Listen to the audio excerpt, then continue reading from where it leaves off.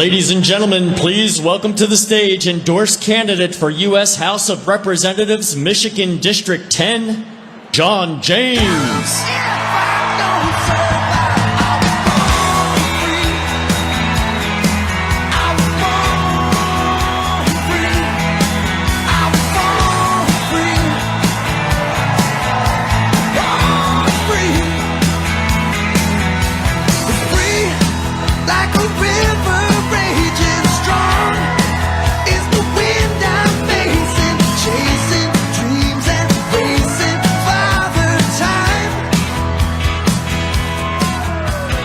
How's everybody doing today?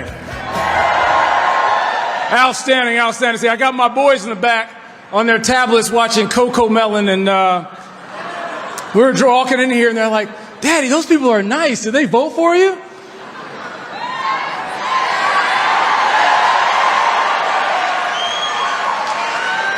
I want to start off by saying thank you. Thank you to each and every single one of you for knocking the doors, for giving them money, for standing up there and taking the abuse, for keeping the faith. We're going to take it this time.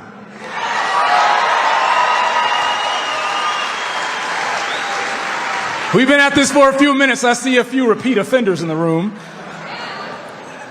I'm running in Michigan's newly drawn 10th Congressional District, what will be the #1 manufacturing district in the nation. First time that Selfridge and the Arsenal Democracy will be in the same district, and we'll have a chance to have a combat veteran who understands business and supply chain represented.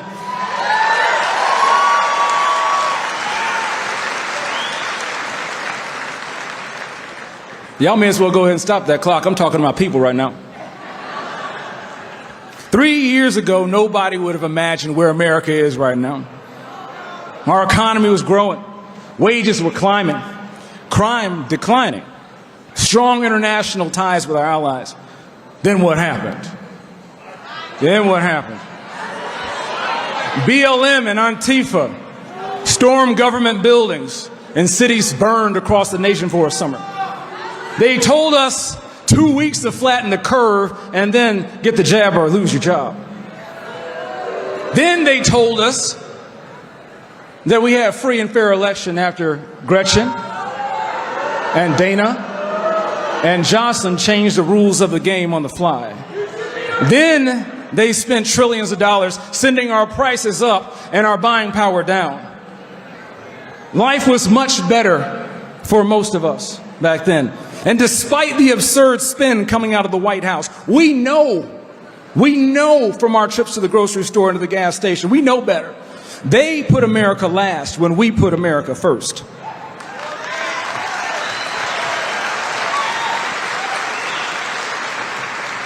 They want us to believe what they tell us rather than what our brains and our Bibles are saying. Their ineptitude and their endless political posturing has cost America her safety and maybe even her freedom. For them, it's party politics first when it should be the American people first. We have open borders and crime and rising prices and sending our jobs over to China. But this is a wake-up call. On October 1st here today, in 37 days, we have the chance to turn it all around. And we can do it by force of the constitutional rights that we have to go and make our voice heard in Washington.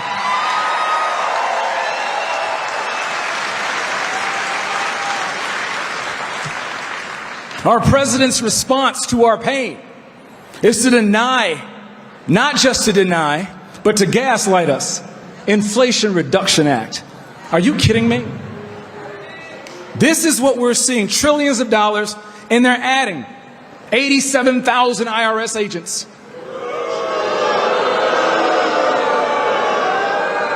It's to tax us. It's to take our money away because they think they know how to spend it better than we do. We can't afford it any longer. But who can change it? Us. Who has the power to do it in 37 days? Us.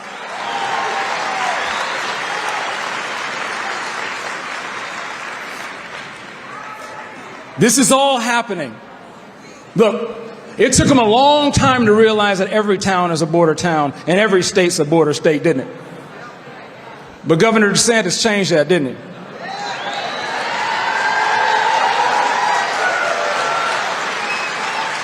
Now everyone is seeing what we're seeing.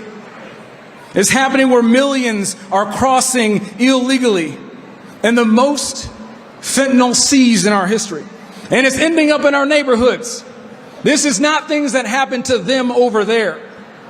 Our great police, if you served in the police force or the military, please raise your hand. Everyone else, let's acknowledge our brave men and women.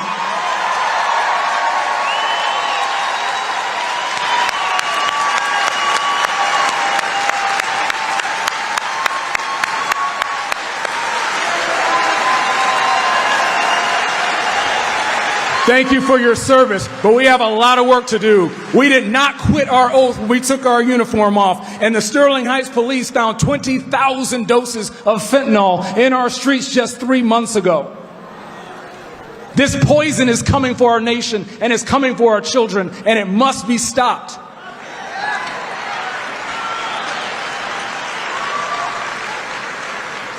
In the Biden administration, we have individuals who have not had the occasion to develop the skill set, to understand what it takes to keep our nation safe and free.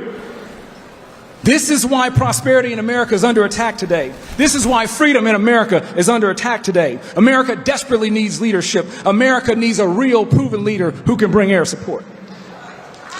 America's leaders have put their lives on the line, and I'm a leader who understands what it takes to keep America safe because I've done it before. I'm a leader who understands what it takes to bring our jobs back at lower prices because I've done it before.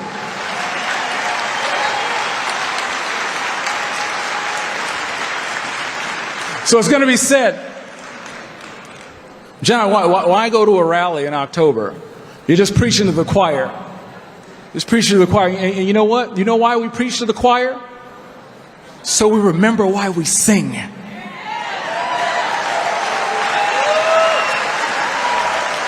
That's why we preach to the choir. Because at church on Sunday, you can share the good news, capital G, with everyone there. You're preaching to the choir. But it's not the church building that matters. It's the church outside that matters. And we have to remember that in the capital C church, we have to reach the people. We have the same task here today, patriots, to share the good news, lowercase g, about what being conservative really means. We need to preach and to sing outside in corridors and campuses and cities that have not heard the good news, little lowercase g. When people talk about CRT, we better tell them, you better be talking about critical redemption theory. You better be talking about a nation.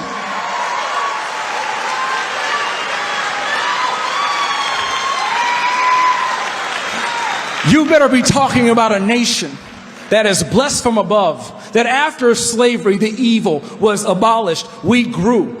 The Republican Party is the party of emancipation. The Republican Party is the party of women's suffrage. The Republican Party is the party of the civil rights movement. The Republican Party is the party of criminal justice reform. But we have to share the good news. We have to sing out there where nobody has heard it before.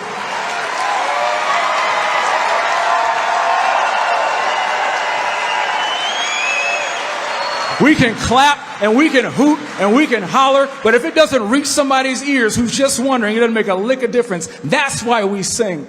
We have to remind people what's at stake in this election and every single one, which is why we're voting to put Republicans in office from Lansing to D.C. and all over the nation. Because if we expect to preserve the American dream, we have to put our vote on the line for it. Because we need to preserve a nation where you are not assumed to be a racist because of how you were born. We have to preserve a nation where anything can be possible if you put your mind to it, work hard, and good education. We have to preserve a nation where the son of a slave can become a sharecropper. The son of a sharecropper can become a mason. The son of a mason can become a truck driver. And the son of a truck driver can be standing before you here today, preaching the gospel to everyone who will be willing to hear it. Thank you so much. God bless you. And let's fly.